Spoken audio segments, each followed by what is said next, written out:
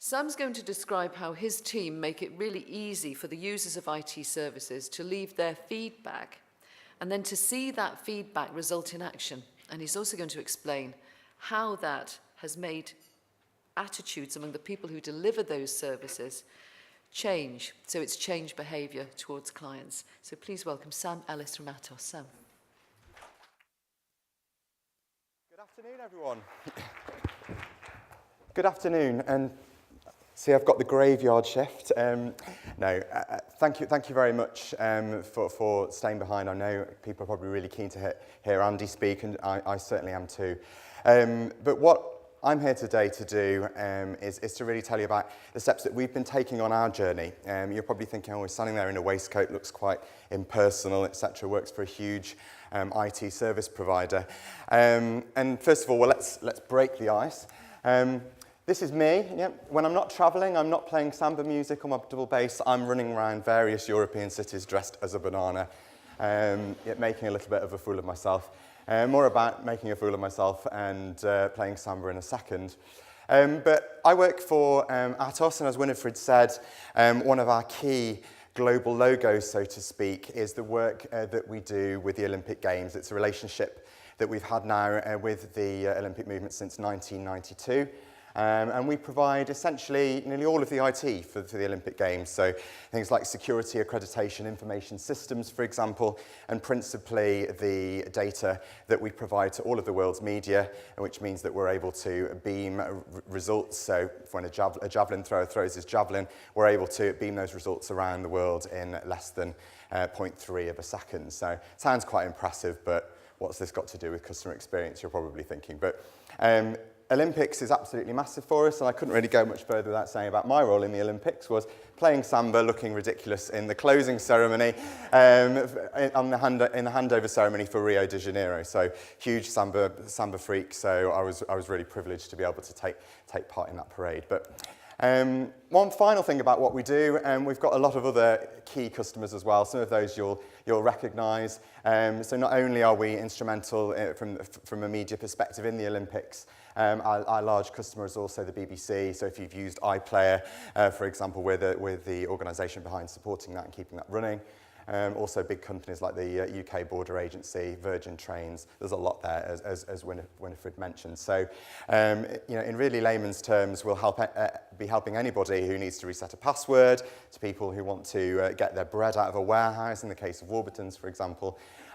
So we are what you might previously have thought of as quite a faceless organisation that always works with offshore service desks, user agents that don't know necessarily what they're talking about, and will just tell you to switch the machine off and on again and hope for the best. So not strictly true. We've moved on a long way from that. So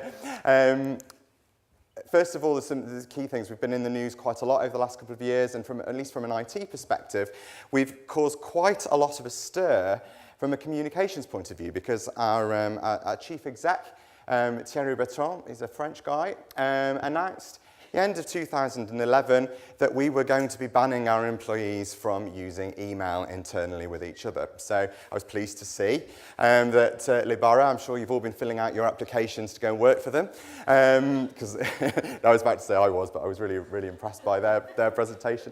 Our chief exec has said that we will no longer, as of the end of 2013, we'll be using email to communicate with each other. Really bold statement, and most of us were initially thinking, well, it's okay for him, he's got a secretary. What would he be bothered with emails for? But we too have been investing, just as Libara have. They've been using Yammer. We've got a tool called Blue Kiwi that we use, which is essentially Facebook for the workplace. And even though I was very cynical at first, I'm really seeing the benefits now. And one thing I'll probably say is if you've got quite a young workforce, as we do on the front line of our service desks, analysts can be a lot more engaged with social media type tools, and Generation Y, so to speak, doesn't use email very much anymore, right? So if we give them tools to communicate in the workplace similar to what we've been using at home, we get much higher engagement levels. So getting people out of their inbox is a key drive to not only being more productive, but towards creating a better place to work, and seeing the results of that.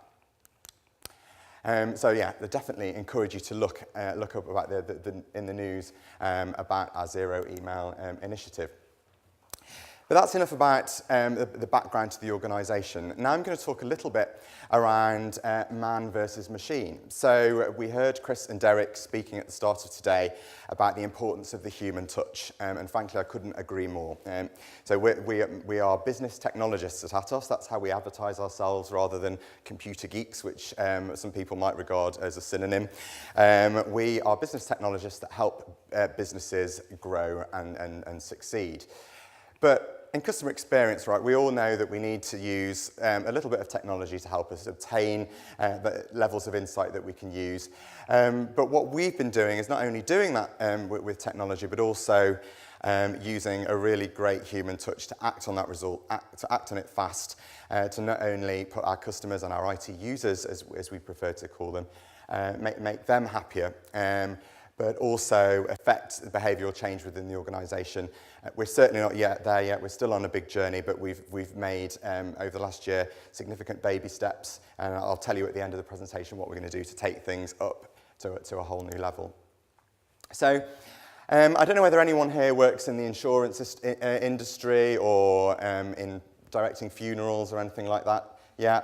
Well, you might understand what I mean when, when customers contact you, they're generally having some sort of pain. And I don't wish to make light of the funeral situation, but our job is so much more tougher in an industry like this. So if people are reporting a problem rather than, I don't know, buying an iPad or an all-inclusive holiday, we have a lot more work to do when they come through to the service desk. So we're having to do problem determination, make sure that we get their incident resolved quickly.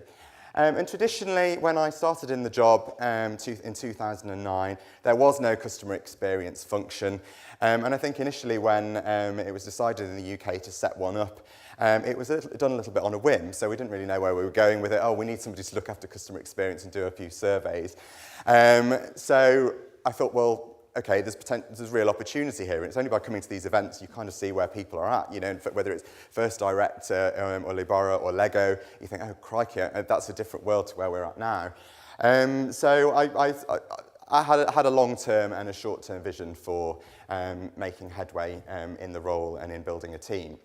So points of pain, people are phoning through, they may not have been able to work for minutes, hours, etc. They want help really quickly.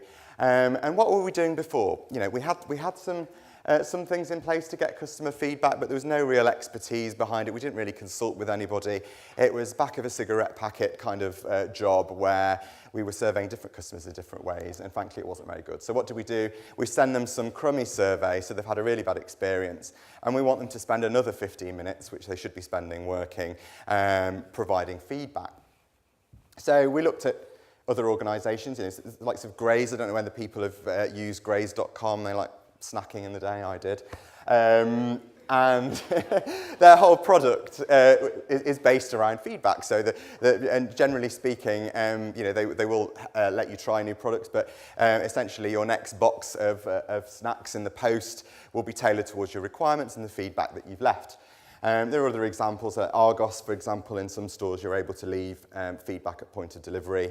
And also on some trains and buses, you're now able to text your feedback in a very similar way to how you've been able to do today with Rant and Rave.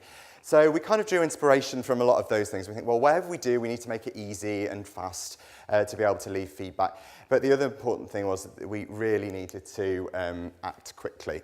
Otherwise, just like the owner of this chip shop, the customer got no service, so vandalise the restaurant. And I'm certainly not saying that our IT users would be throwing monitors and PCs across the room, but the impact of not doing stuff with that feedback is almost worse than actually collecting it in the first place. So I was really keen on whatever we did do, that we did put some steps in place to make sure that we were addressing feedback head on.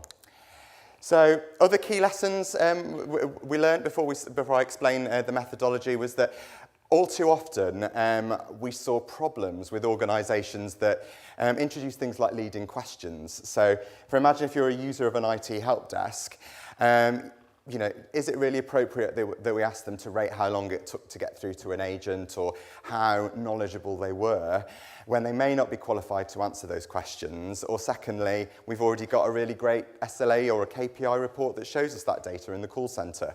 So let's make it quick and easy and avoid unnecessary questions. I've mentioned no follow-up already. And also there's other significant factors which, like outbound cold calling that, again, are really obtrusive. As well as, most importantly, what was happening before was results were only being reviewed monthly. You know, no users had been responded to. It was going into a report pack. Some of you probably know the deal. It's done as a token gesture. So we wanted to really transform that. So what we did, we used our own flavour of NPS. I think Libora mentioned that they used a 1 to 9 scale, so do we. And we use a 1 to 9 scale just because we obtain feedback by 2 different channels, and IVR is one of them. The channel that we use depends on where the call is fixed. So if the agent is able to fix the call at first contact, they may or may not get a prompt on their screen to ask them to transfer the user to the feedback service. But of course, we ask the user whether they have a few seconds to spare to provide us with a rating. If they say yes, they get transferred to a service which asks them one simple question to rate their overall experience. And I've seen overall satisfaction questions, the recommendation question for NPS, which wasn't appropriate for us in an IT user context, even though we do use NPS as part of our customer relationship model. And there's also effort score, but we went with the overall experience score. We use 1 to 9 to give us the maximum granularity, if you like, without introducing 0s and 10s, especially if some of our users may either be really slow telephone typers or really fast, causing errors. And we call it, so as not to get confused in these kind of forums, we call it an end user loyalty score, because you may have noticed from the slide that it's a completely symmetrical scale. I mentioned before that because people are calling with a point of pain, our research again showed that in those sort of circumstances, a conventional NPS, so a bottom-heavy scale wouldn't be the most appropriate in this scenario. So you might be thinking, oh, a bit cynical, he's just trying to make his figures look better. That isn't the case at all. It's just more appropriate for the scenarios which many of our users find themselves in. So yeah, we display all the results in a dashboard. You can see here it is rant and rave. Other tools are available which do a very similar job. I'm not here to sell rant and rave. I'm principally here to tell you what we do with feedback. And my team, essentially, I've got 4 people that are based across the UK. I've also got somebody in India. And what my team's role is to do, principally, first and foremost, is to respond to those people who have left negative feedback. So if a user scores us 4 or below, a text message gets sent to the team, and the team are asked to prioritise that straight away, and if necessary, they need to leave whatever meeting they are in to go deal with that piece of feedback. And providing they're not actually with a paying client, they absolutely do that to make sure that we are dealing with all unhappy users with the idea that we respond to them. Something like 95% we achieve within 2 hours of putting them right, acknowledging the problem, getting the right people on the case to fix it, etc. And I think the key point here is that straight away we're engaging those people that in our organisation, and sometimes within our customers' organisation as well, to be able to put that experience right. So to basically communicate, okay, we've had a low score in from a user, would you be able to pick it up? Would you speak to the user just to make sure that they're able to work again, etc., etc. And we apply a lot of judgment in the team as to how they should handle that, depending on the user situation, whether they are able to work or not work, etc., as well, of course, as whether the people that have impacted the experience are Atos people, customer people, or a third party. You have to take all of that into consideration. And the thing with the tools that are available today is that we're able to identify automatically, if you like, opportunities, threats, strengths, weaknesses, and we're able to get quite a lot of data just by obtaining one experience rating and comments. So, you know, if we can apply what I call sentiment analysis to all of that feedback, it means that we can cut out all of the human negative bias from our insights, if you like, and we're all drawn, if we to read like 3 pages of negative comments, or sorry, 3 pages of comments generally, we would naturally be picking out negative and overly positive experiences as our interpretation of the overall experience. There is a human nature, human tendency to avoid or not take on board passive related feedback. So we were quite keen to put in place something that automatically analyse that, could auto-categorise the feedback, our users talking about our staff, our processes, our communication, etc., because that historically had been a real issue. So from an insight perspective, what I would say the key lessons that we learnt was to really measure what was accurate, so not include loads of leading questions that either make it difficult for the end user or customer to leave their feedback, or you know, more burdensome, or they may not be qualified to answer.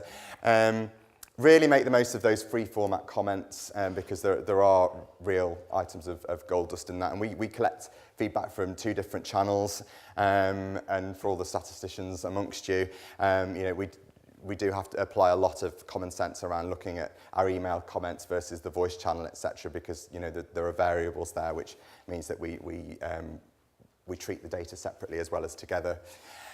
Also avoid the analysis paralysis you know, symptom, which I'm sure some of you have had. We obtain about 4,000 ratings and comments every month from our users, so we get really high volumes of data. And when you think I've got 4 people in my team looking at all of that, yes, we do read all of our comments, and yes, we respond to all of our negative ones. End of, it's a commitment that we make to everyone.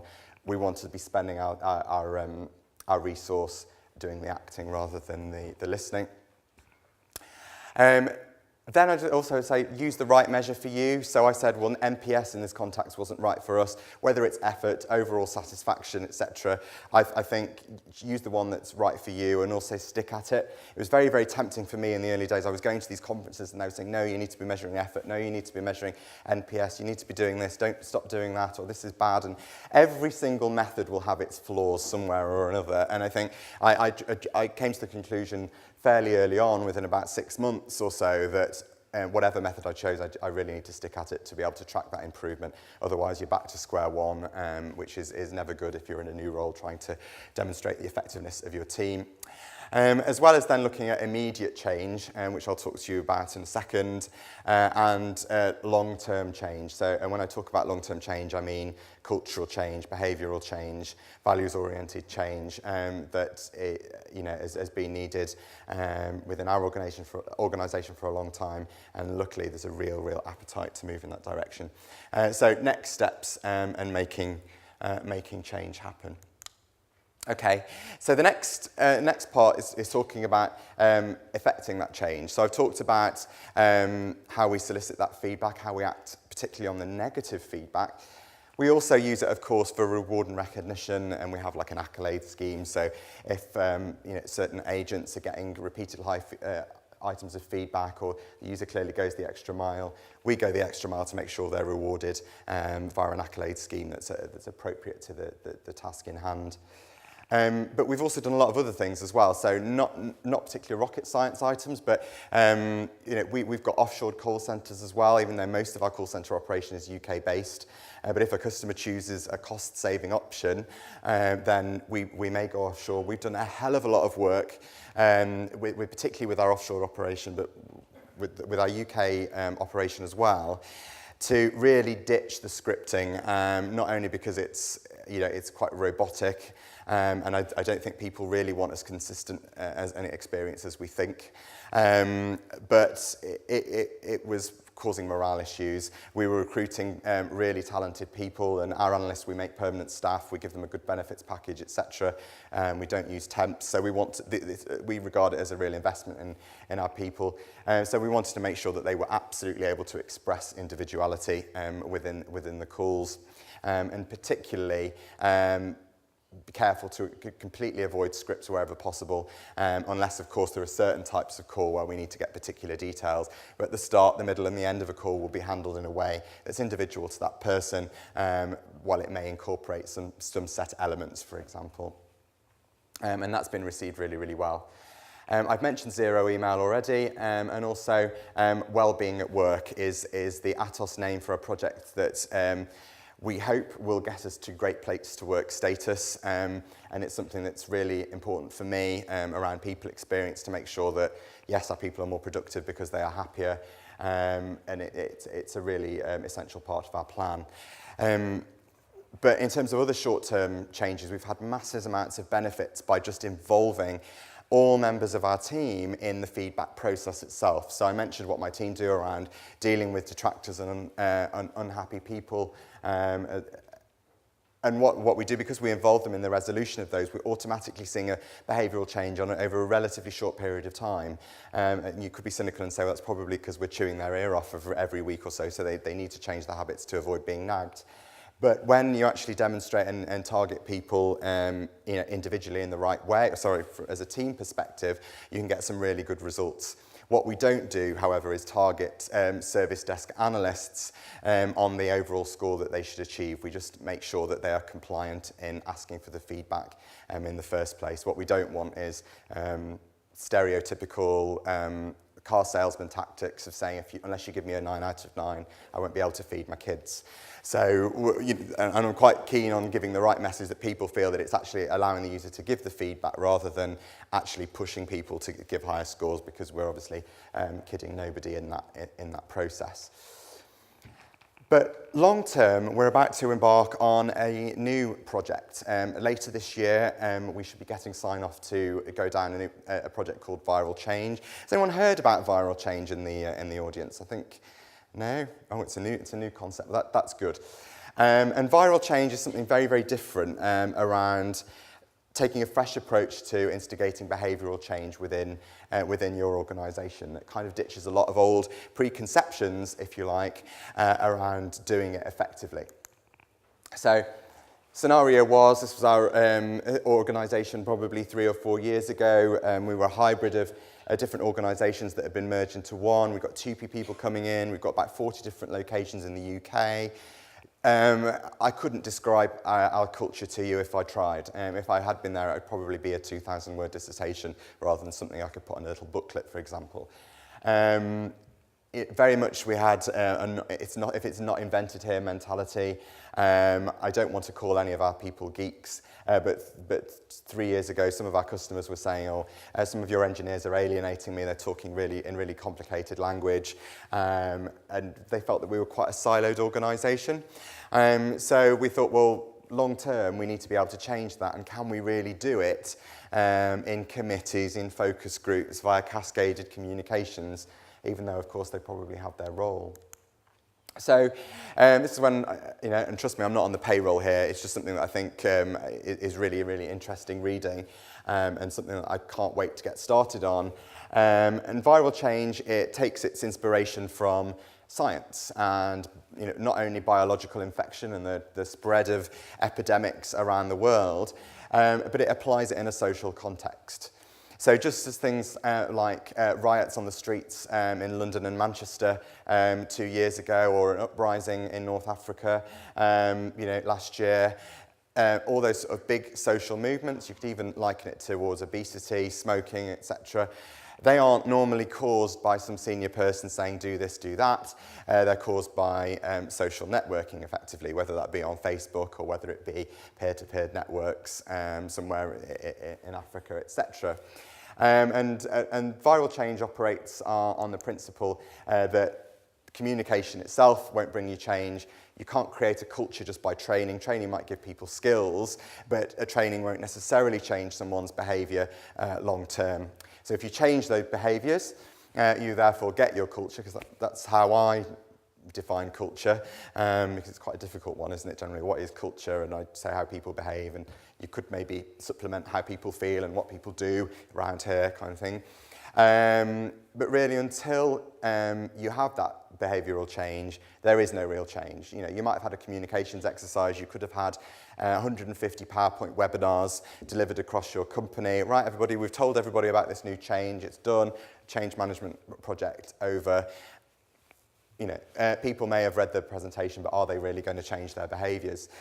Just like the examples on the screen, Viral change is something that I understand has been working really, really well in lots of different industries. People have been using it in the likes of Manchester City Council, for example, to combat health problems, getting people eating more healthily. And we're going to be applying it across our organisation now to take what is perhaps a little bit too much of a compliant approach. So we're getting people to display the right behaviours a little bit more by, well, I don't like to use the word force, but by kind of nagging them. We are next going to be moving on to actually getting peer-to-peer networking involved, identifying the influential people within our organisation to be driving things forward for us. So in an IT context, there are certain behaviours that we would certainly like to be pushing down through our people.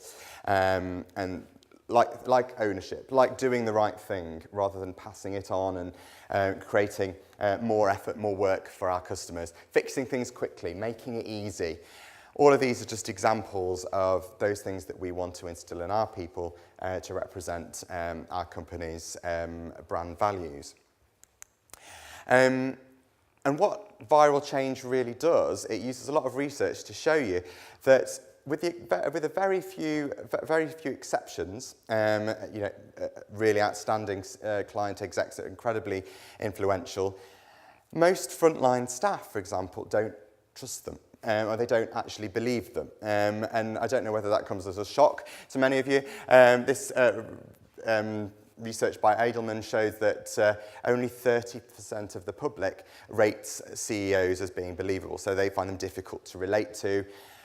So I think one conference I went to not long ago explained that she was absolutely awe-inspired by going to the Olympics and seeing Usain Bolt run 100 metres in 9.6 seconds. However, can you really relate to that? Do you really want to be like Usain Bolt? Well, you might be, but whether that would ever happen is unlikely.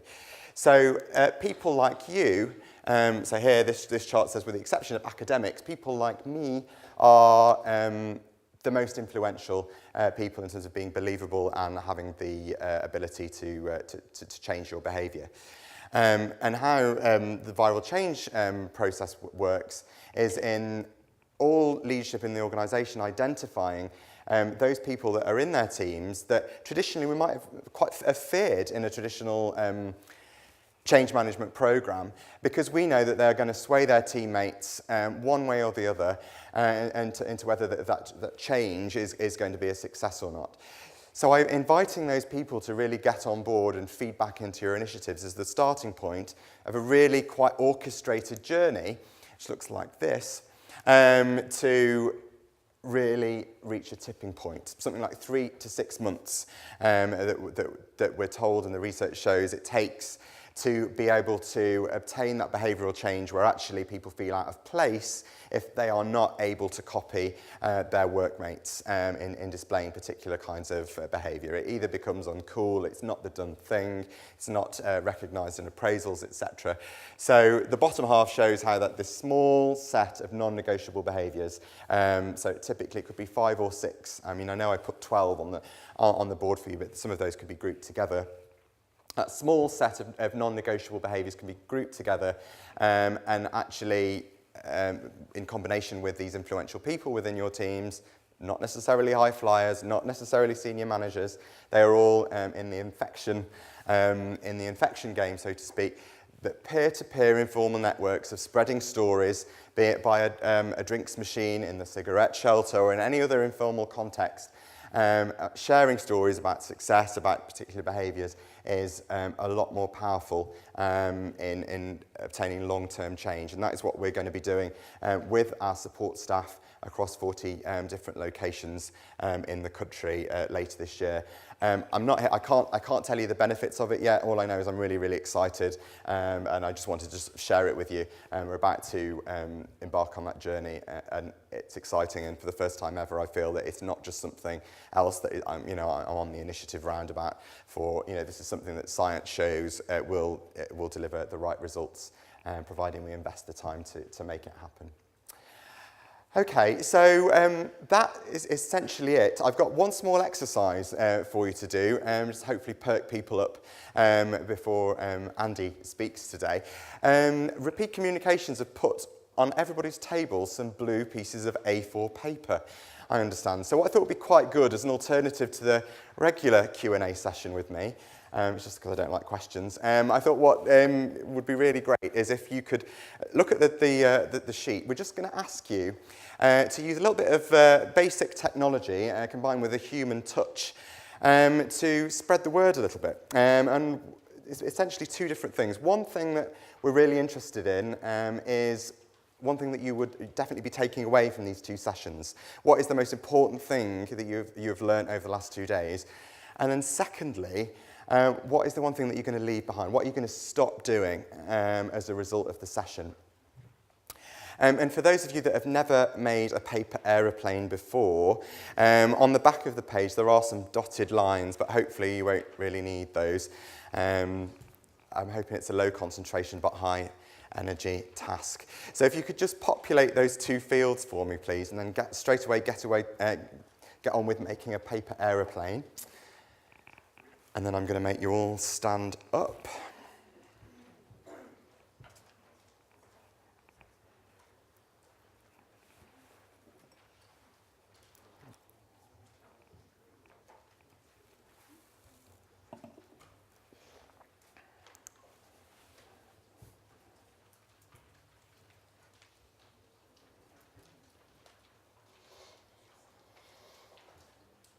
Something nice and quick.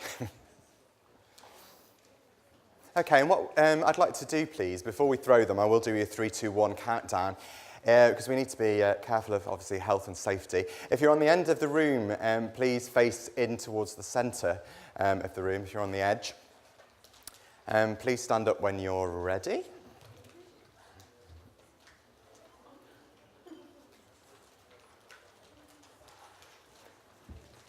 Don't worry, you're not making Concorde, just something that will move through the air.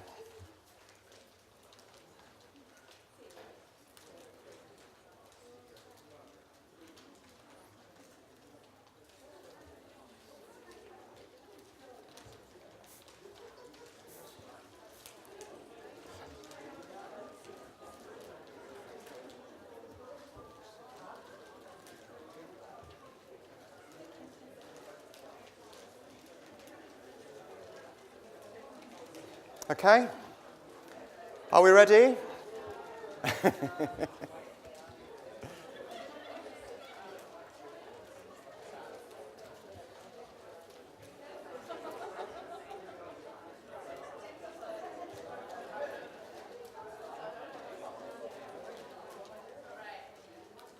And just so you know, once we've actually finished with this exercise, Repeat will be taking all the data. So it's just the aeroplane is the fourth or fifth channel of communication I think they're going to use to be getting feedback from the event. So they'll be piping that into the system over the coming 48 hours or so, I think. So you'll be able to view that. So please stand up when you're ready. Okay. Quick sticks. Luckily, I've still got 5 minutes, but...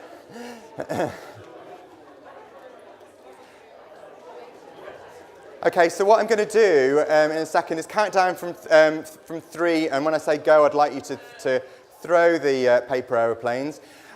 Please, when you throw them, aim upwards rather than in someone's face. I don't want any black eyes after today. And then once you've done that, please, if you could then go and retrieve somebody else's paper aeroplane if possible, so at least you've got something to take away now while it's fresh in your head. So hopefully we're nearly there. Some people putting Go Faster stripes on theirs, I think. Okay, ready? Please stand up. Okay, so ready, steady, 3, 2, 1, go.